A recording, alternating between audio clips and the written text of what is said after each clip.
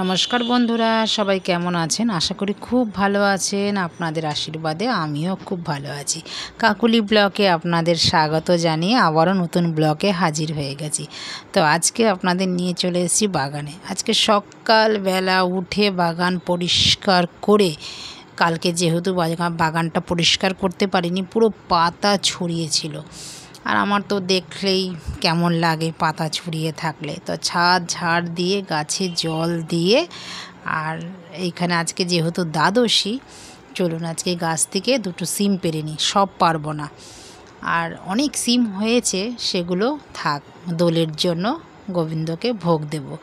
দুটো সিম পেড়ে নিলাম গাছ থেকে, দুটোতেই আজকে হয়ে যাবে। আজকে গোবিন্দকে ভোগ দেব সেদ্ধ দিয়ে, যেহেতু দোল আসছে সামনেই, দুদিন পরেই দোলে ভোগ দেব বলেই আজকে সেরমভাবে আর ভোগটা দিলাম না, দেব না। তো দুটো পাতা নিয়ে নিলাম, নোটে গাছের পাতা। যেহেতু শাক, দ্বাদশীতে শাক দিলে খুব ভালোবাসে গোবিন্দ, দ্বাদশীতে শাক দেওয়ার নিয়ম আছে। আমি সেইভাবে বন্ধুরা করতে পারি না একাদশী দ্বাদশী, যতটুক পারি ততটুকুই চেষ্টা করি করার। গোবিন্দ আমাকে শক্তি দেক, আমি আরও ভাবে করার চেষ্টা করব একাদশী দ্বাদশী ভালোভাবে। তো বন্ধুরা বলুন তো, এটা কি গাছ? আমাকে কমেন্টে জানাবেন তো এটা কি গাছ। আমি এই গাছটা বুঝতে পারছি না, নয় শশা গাছ আর নয় তো বাঙ্গি গাছ, যে কোনো একটা হয় মনে হচ্ছে। আর সকালবেলা আর আমার বাড়ির পরিবেশটা যে কত মধুর, কত যে সুন্দর হয় বন্ধুরা, না দেখলে কি বলবো। আর অনেক সময় ভয়েস দিতে পারি না, সকালবেলা এত সুন্দর পাখিরা ডাকে, কি বলবো। আর আপনাদের একদিন শোনাবো ভোরবেলা। দেখুন ওই যে গাছটার মধ্যে বসে আছে পানকড়ি, এই পানকড়িগুলো একবার জলে ডুব দেবে, আবার এই গাছের মধ্যে এসে বসবে। ওই যে ওইখানে একটা কোকিল, যেহেতু বসন্তকাল, এত সুন্দর কোকিল ডাকে, কি বলবো। আর তো বাগানের কাজ সেরে, চান করে, ঘরের কাজ সেরে, সব কিছু সেরে ঠাকুর ঘরে চলে এসেছি একদম শুদ্ধভাবে।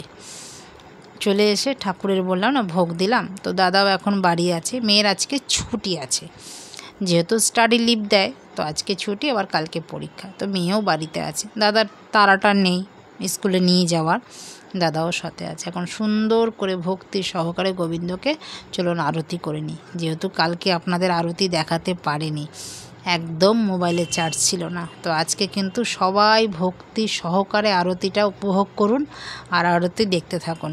গোবিন্দ সবার মঙ্গল করুক, গোবিন্দর কাছে এই চেয়ে নিই। তো চলুন ভক্তি সহকারে আরতিটা দেখতে থাকি।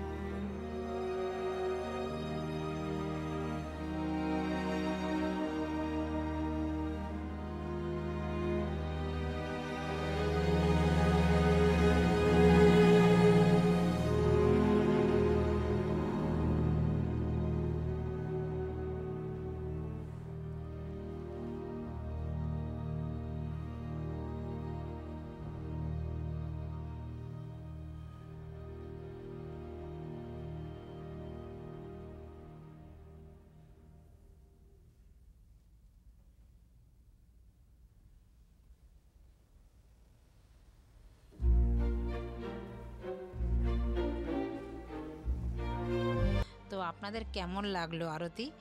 আর আজকে দুপুরে গোবিন্দকে ভোগ দিয়েছি, যেরকম 5 ফল দিয়ে দিই আমি সেরকমই দিয়েছি গোটা ফল। আর এখানে একটু পায়েস বানিয়েছি আর সব সেদ্ধ দিয়েছি, ভেন্ডি সেদ্ধ, গাছের বেগুন সেদ্ধ, গাছের পাতা সেদ্ধ। গোবিন্দ এগুলোই কিন্তু ভালোবাসে। গোবিন্দ দেখবেন জাবড়া খিচুড়ি খেতে বেশ ভালোবাসে। তো বড় মাকেও একসাথেই ফল দিয়েই পুজো দিয়েছি। তো বড় মাকে কেমন লাগছে সেটাও বলবেন। বড় মা আমার বাড়িতে এসছে, এই এক ঘটনা আছে। গিয়েছিলাম দিদির সাথে নৈহাটি, বড় মা সবাই জানেন।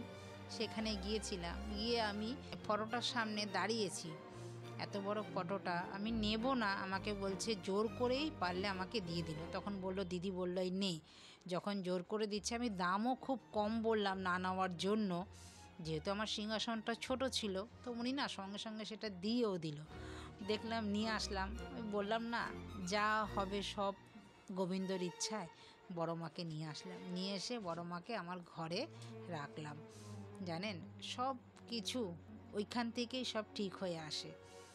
তো তারপর থেকে কিন্তু আমার যেন একটা বড় মার প্রতি কেমন জানি একটা হয়, যেন ওনাকে আমি সিংহাসনেই বসিয়েই দিলাম। তো বন্ধুরা, ভিডিওটা আপনাদের কেমন লাগলো? যদি কোথাও ভালো লেগে থাকে, লাইক কমেন্ট শেয়ার করে চ্যানেলটিকে সাবস্ক্রাইব করে আমার পাশে থাকবেন। আমি যখন এরকম ভিডিও আপলোড দেব, সবার আগে আপনাদের নোটিফিকেশন পাওয়ার জন্য নোটিফিকেশন বেলটাও প্রেস করে রাখবেন। এইরকম সুন্দর সুন্দর ভিডিও যখন আপলোড দেব, আপনাদের নোটিফিকেশনে থাকবে। ভিডিওটা পরেও আপনারা দেখে নিতে পারবেন আপনাদের সময় অনুযায়ী। চলুন, গোবিন্দকে একটু রেখে এবার আমি প্রসাদ নামিয়ে নিলাম, যেহেতু আজকে পারণটা তাড়াতাড়ি করে সারতে হবে।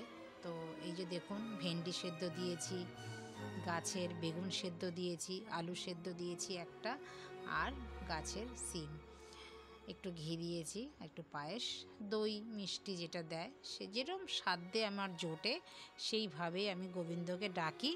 আর সেইভাবে আমি গোবিন্দকে চেষ্টা করি দেওয়ার। আমার সন্তানের মতন সে। আমি রাজভোগ দিতে পারি না, কিন্তু আমি মন প্রাণ আমার গোবিন্দর চরণে সঁপে দিয়েছি। তো চলুন এখন মেখে নিই। আমার মেয়েকে প্রসাদ দেব, আপনার দাদাকেও দেব, আর আমিও প্রসাদ নেব।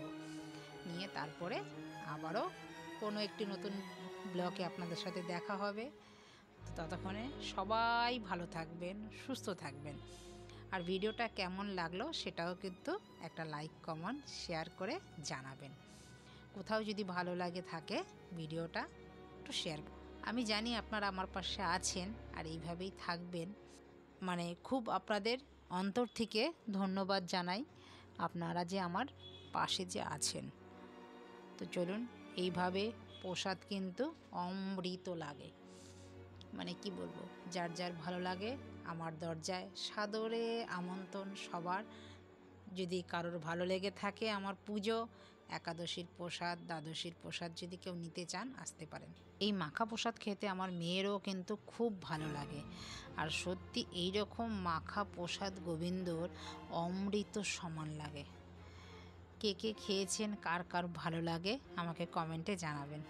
তো বন্ধুরা, আমি এখন প্রসাদ নেই, দেখা হচ্ছে পরবর্তী ব্লগে। সবাই ভালো থাকবেন, সুস্থ থাকবেন, নমস্কার।